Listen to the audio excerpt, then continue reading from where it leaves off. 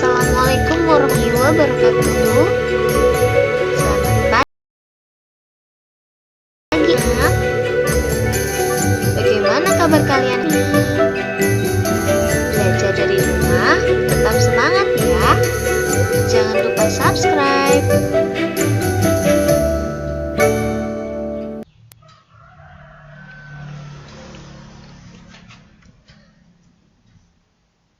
Alhamdulillahirrabbilalamin. Pagi ini kita akan membahas tentang rangkuman dari tema 1 Selamatkan Makhluk Hidup, subtema 1 Tumbuhan Sahabatku. Mulai dari pembelajaran 1 sampai pembelajaran 6. Sebelum menerima materi, sudahkah kalian melakukan hal ini? Yang pertama, mandi pagi supaya badan kita segar dan semangat. Yang kedua, sarapan supaya kita kuat untuk beraktivitas selama seharian penuh. Yang ketiga, berpakaian rapi supaya tetap disiplin dong. Yang keempat, berdoa. Karena hanya Allah Subhanahu wa Ta'ala yang bisa membuat kita menjadi paham. Jangan lupa membaca Asmaul Husna ya. Dengan membaca Asmaul Husna, Allah akan lebih menyayangi kita. Tentu saja, doa-doa kita akan selalu dikabulkan oleh Allah Subhanahu wa Ta'ala. Baik anak-anak, kita mulai rangkuman pada hari ini dengan pembelajaran IPA. Kita sudah belajar tentang perkembangbiakan tumbuhan secara generatif, yaitu secara kawin. Anak-anak, contoh tumbuhan yang berkembang biak secara generatif adalah padi, mangga, jambu, durian, dan lain-lain. Yang jelas, tumbuhan itu berbunga ya. Anak-anak, perkembangbiakan secara generatif terjadi melalui proses penyerbukan dan pembuahan. Proses penyerbukan adalah proses melekatnya atau jatuhnya serbuk sari ke kepala putik. Nih anak-anak, serbuk sari jatuh ke kepala putik, namanya adalah penyerbukan. Lalu seperti apa ya proses penyerbukan? Beginilah proses penyerbukan secara singkat. Yang pertama, serbuk sari melekat di kepala putik atau penyerbukan. Lalu serbuk sari menuju ke ruang bakal biji, terjadilah pembuahan. Pembuahan yaitu meleburnya spermatozoid atau serbuk sari dengan sel telur atau kepala putik, lalu menghasilkan zigot. Zigot berkembang menjadi lembaga. Lembaga berkembang menjadi biji dan bakal buah. Kemudian, bakal buah berkembang menjadi daging buah. Anak-anak, pernahkah kalian melihat pohon mangga? Pohon mangga itu berbunga ya pertama kalinya ya. Berbunga, kemudian terjadilah penyerbukan, terjadilah pembuahan, lalu tumbuh menjadi pohon mangga, buah mangga yang kecil ya. Lama-lama menjadi besar dan masak. Lalu kamu makan ya buah mangga itu. Yang manis itu namanya daging buah. Lalu ada biji mangga.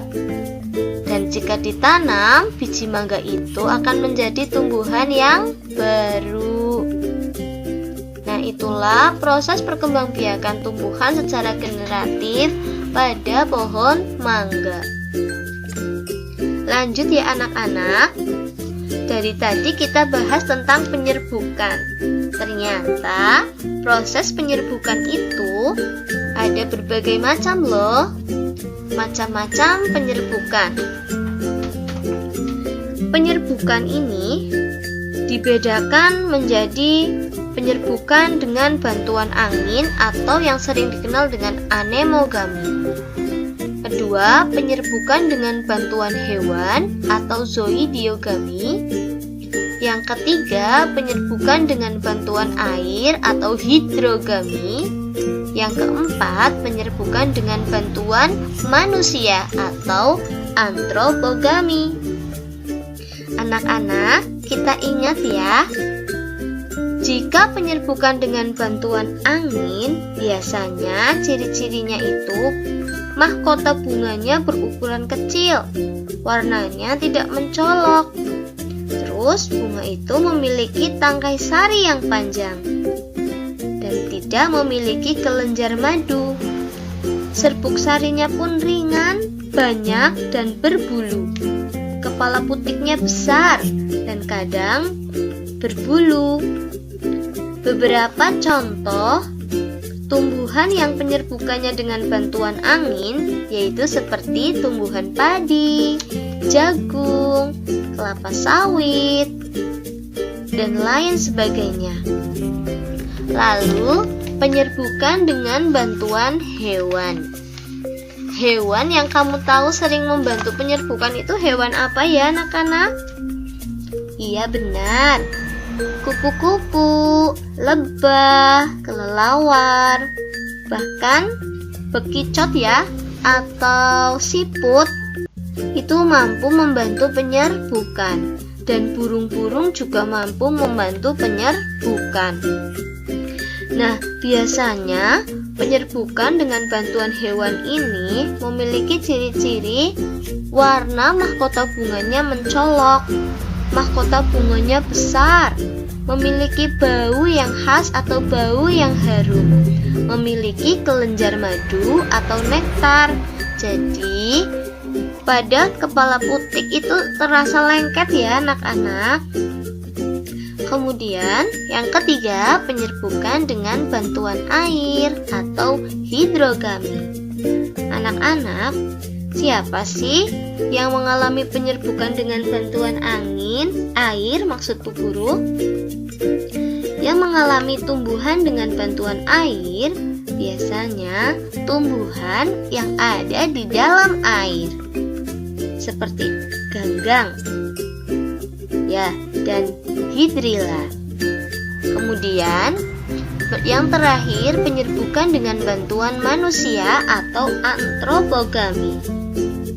Tumbuhan tertentu memiliki letak dan kedudukan organela bunga yang tidak memungkinkan terjadinya proses penyerbukan dengan bantuan angin, hewan, ataupun air, sehingga harus dibantu oleh manusia. Lalu ciri-cirinya seperti apa ya? Biasanya memiliki serbuk sari dan kepala putik yang tidak dalam satu duduk bunga atau bunga tunggal. Kemudian, kepala putik dalam kondisi tertutup sehingga tidak memungkinkan masuknya kepala putik tanpa dibuka terlebih dahulu. Serbuk sarinya juga sulit rontok. Biasanya, tumbuhan ini harus dibantu oleh manusia untuk menyerbukan, seperti pohon vanili, pohon salak, dan anggrek. Begitu ya anak-anak, macam-macam penyerbukan. Kemudian, berdasarkan asal serbuk sarinya, penyerbukan dibedakan menjadi 4 jenis. Yaitu yang pertama, penyerbukan sendiri atau autogami, yaitu penyerbukan pada suatu bunga yang serbuk sarinya berasal dari bunga itu sendiri. Iya, serbuk sarinya sendiri jatuh ke kepala putiknya sendiri. Ini penyerbukan sendiri atau autogami. Yang kedua, penyerbukan tetangga atau geitogami.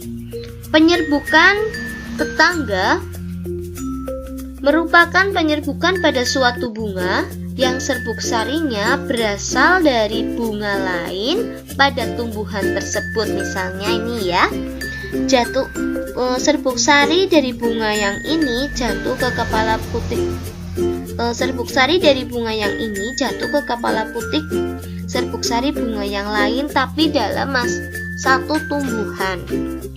Gitu anak-anak. Kemudian yang ketiga, penyerbukan silang atau alogami. Penyerbukan alogami adalah penyerbukan pada suatu bunga yang serbuk sarinya berasal dari bunga lain pada tumbuhan lainnya yang masih sejenis. Misalnya ada dua tanaman ya, tanaman satu jenis berbeda tanaman.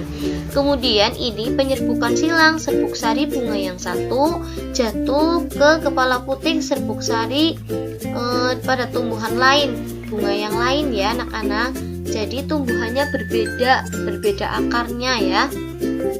Paham? Yang keempat, penyerbukan bastar atau hibridogami adalah penyerbukan pada suatu bunga yang serbuk sarinya berasal dari bunga lain pada tumbuhan lainnya yang berbeda jenis. Ya, begini anak-anak, dua tanaman yang berbeda, bunganya pun berbeda dan ternyata terjadi penyerbukan. Nah, ini namanya penyerbukan bastar. Lain bunga, lain tanaman, lain jenis. Bumi ulangi lagi ya.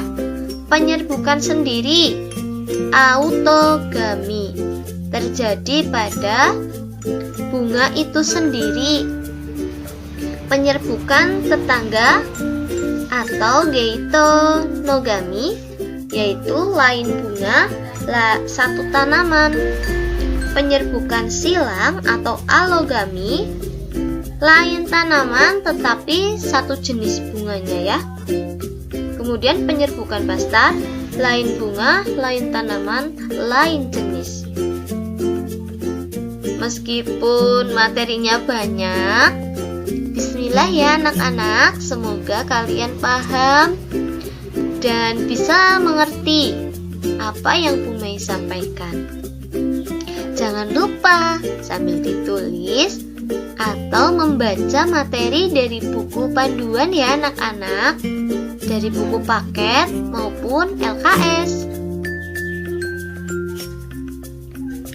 Kemudian anak-anak, selain berkembang biak dengan cara generatif, tumbuhan berkembang biak secara vegetatif juga loh. Perkembangbiakan secara vegetatif adalah perkembangbiakan suatu makhluk hidup yang terjadi tanpa melalui perkawinan. Makhluk hidup baru tumbuh berasal dari induknya. Vegetatif pun dibedakan menjadi dua, yaitu secara alami dan secara buatan.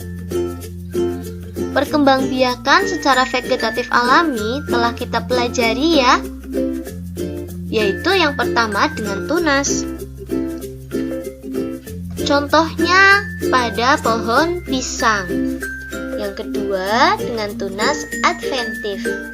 Contohnya pada daun cocor bebek. Anak-anak, perkembangbiakan secara vegetatif alami yang ketiga yaitu dengan umbi. Ada umbi batang, ada umbi akar ya. Contohnya pada pohon kentang, ubi jalar, dan pada umbi bunga dahlia. Yang keempat, dengan umbi lapis. Contohnya pada bawang merah, bawang bombay, dan lain-lain. Yang kelima, dengan rizoma, yaitu akar rimpang. Contohnya pada jahe, lengkuas, kunyit, dan kencur. Lalu yang keenam, dengan stolon atau geragi, yaitu pada tumbuhan stroberi, pegagan. Ini ya anak-anak, contoh-contohnya dengan tunas pisang, bambu. Ini daun cocor bebek dengan tunas adventif. Ini dengan umbi akar, yaitu ubi jalar dan kentang. Lalu bawang merah dengan umbi lapis, jahe, lengkuas, kunyit, kencur dengan rizoma, stroberi dengan stolon. Baiklah anak-anak, apakah kalian sudah memahami tentang cara perkembangbiakan tumbuhan? Yaitu yang pertama secara generatif, yang kedua secara vegetatif. Lalu kita akan lanjut dengan manfaat tumbuhan bagi kehidupan. Kalian lihat pada layar, ini ada pohon, ini ada manusia, ini ada hewan. Ternyata tumbuhan itu sangat bermanfaat bagi kehidupan manusia dan hewan. Karena tumbuhan menghasilkan oksigen untuk bernafas bagi manusia dan hewan. Lalu apa saja ya manfaat yang lain? Yang pertama, sebagai pengikat air tanah, sebagai sumber energi bagi manusia dan hewan, sebagai sumber vitamin untuk menjaga kesehatan, sebagai sumber oksigen untuk bernafas, dan tentu saja memperindah kehidupan di bumi. Baik anak-anak, kita lanjut ke materi IPS. Kita sudah belajar menyanyikan lagu ASEAN. Masih ingat apa singkatan ASEAN? Ya, Association of Southeast Asian Nation atau organisasi negara-negara di Asia Tenggara. Nah, ini lagu ASEAN ya anak-anak. Ayo kita nyanyikan bersama-sama. Ada 10 negara yang masuk ke ASEAN. Pertama Indonesia, Singapura, Malaysia, Filipina, Thailand, Myanmar, Laos, Kamboja, Vietnam, Brunei Darussalam, Indonesia Jakarta, Singapurnya Singapura, Filipina Manila, Thailandnya di Bangkok, Laosnya di Vientiane, Kambojanya Phnom Penh, Vietnam Hanoi, Malaysia Kuala Lumpur, Brunei Darussalam, Bandar Seri Begawan, ibu kota Myanmar, adanya di Naypyidaw. Mari kita menghafal negara di ASEAN. Mari belajar mata uang. Indonesia rupiah, Singapura dolar Singapura, Thailand baht Thailand, Malaysia ringgit Malaysia, Filipinanya peso, Bruneinya dolar Brunei, Kamboja mata uangnya riel, Laosnya Lao Kip, Vietnam mata uang dong, Myanmar mata uang kyat. Itu negara ASEAN. Mari kita belajar negara ASEAN lewat lagu sehingga kita pintar.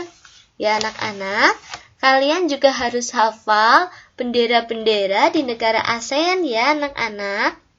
Melalui lagu diharapkan kalian akan lebih paham tentang ASEAN dan mencintai ASEAN ya, terutama Indonesia. Anak-anak, kemarin juga kita sudah berjalan-jalan dan melihat kekayaan-kekayaan yang ada di negara-negara ASEAN ya. Bisa disimak di video sebelumnya. Lalu, kita juga akan mempelajari tentang PPKN, Pendidikan Pancasila dan Kewarganegaraan. Di materi PPKN, kita sudah belajar tentang Pancasila, yaitu yang pertama, ketuhanan yang Maha Esa. 2. Kemanusiaan yang adil dan beradab. Yang ketiga, persatuan Indonesia. Yang keempat, kerakyatan yang dipimpin oleh hikmat kebijaksanaan dalam permusyawaratan perwakilan. Yang kelima, keadilan sosial bagi seluruh rakyat Indonesia. Kita sudah mempelajari lambang-lambangnya ya. Sila pertama dilambangkan dengan bintang. Sila kedua dilambangkan dengan rantai. Sila ketiga dilambangkan dengan pohon beringin. Sila yang keempat dilambangkan dengan kepala banteng. Sila yang kelima dilambangkan dengan padi dan kapas. Di dalam burung Garuda Pancasila ini juga tercermin tentang kemerdekaan Indonesia ya anak-anak.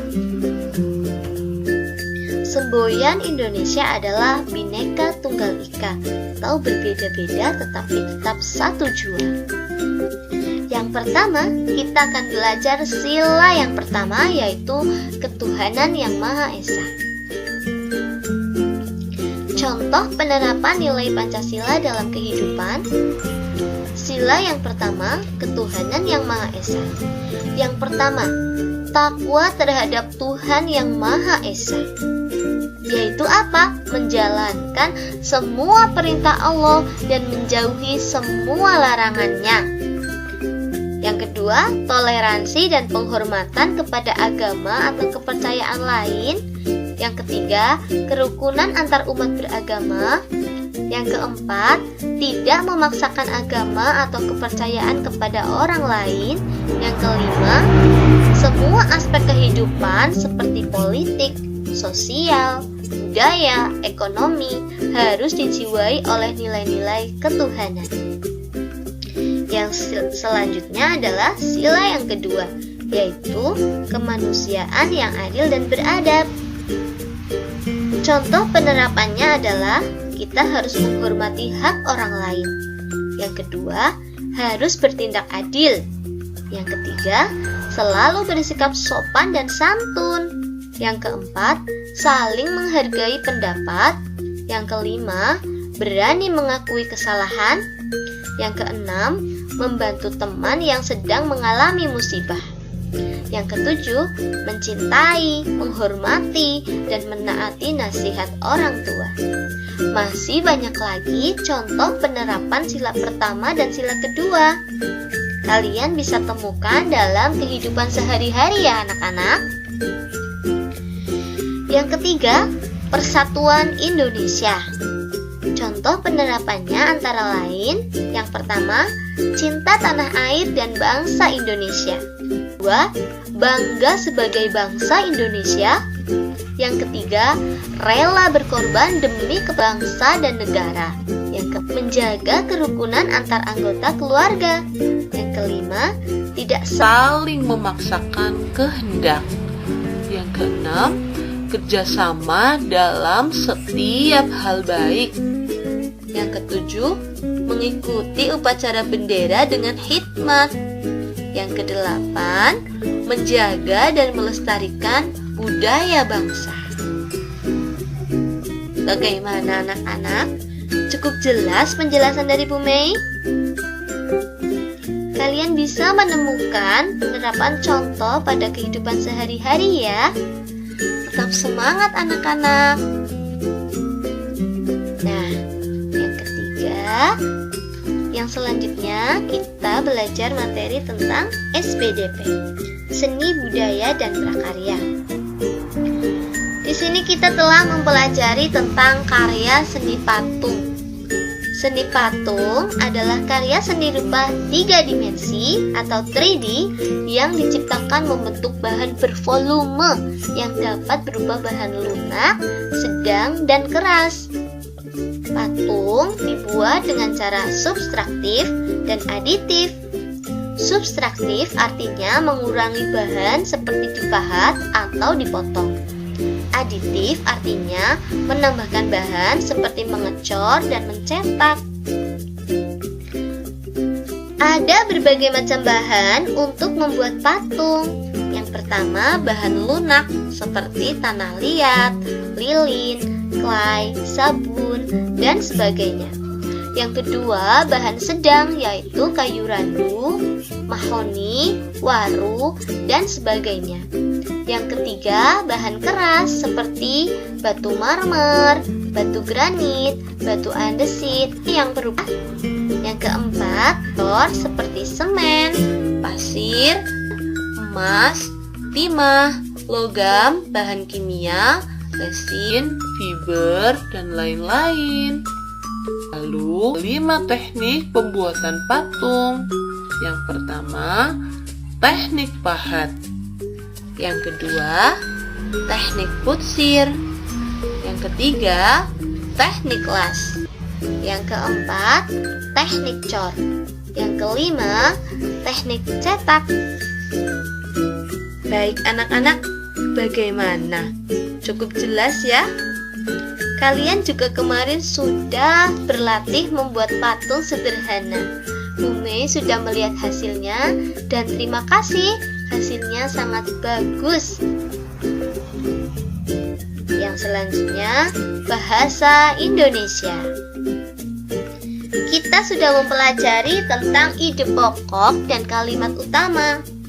Perbedaan ide pokok dan kalimat utama yaitu ide pokok adalah ide atau gagasan yang menjadi pokok pengembangan paragraf. Sedangkan kalimat utama adalah kalimat yang di dalamnya terdapat ide pokok paragraf. Jadi bisa dipastikan kalau kalimat utama itu ada dalam suatu bacaan secara lengkap. Tapi kalau ide pokok itu pengembangan dari kalimat utama itu ya, sumber dari kalimat itu utama itu apa, biasanya di otak kalian bisa menyimpulkan dari kalimat utama ide pokoknya apa begitu. Kalian juga telah membuat kesimpulan. Langkah-langkah membuat kesimpulan: yang pertama membaca teks secara keseluruhan, yang kedua menentukan kalimat utama, yang ketiga menafsirkan pokok pembahasan, yang keempat menyeleksi dan menentukan ide pokok atau pokok pikiran, yang kelima menulis kembali ide pokok dengan kalimat sendiri secara ringkas, yang keenam menyampaikan kembali isi informasi yang telah ditulis secara ringkas dan runtut. Ini yang Bu Mei tadi sampaikan ya. Kalimat atau ide pokok itu biasanya dengan kalimat sendiri itu ada di dalam otak kalian. Jadi kalian harus menuliskannya supaya bisa membuat kesimpulan yang baik. Lalu seperti apa sih ciri kesimpulan yang baik? Yang pertama, menggunakan bahasa yang benar sesuai pedoman umum ejaan bahasa Indonesia. Yang kedua, mudah dipahami. Yang ketiga, berisi pokok pembicaraan atau ide pokok. Yang keempat, tidak berbelit-belit. Yang kelima, berupa fakta dan jelas. Begitulah anak-anak, meskipun belajar dari rumah, tetap semangat ya. Jangan lupa subscribe. Terima kasih atas perhatiannya. Billahi taufik wal hidayah. Wassalamualaikum warahmatullahi wabarakatuh.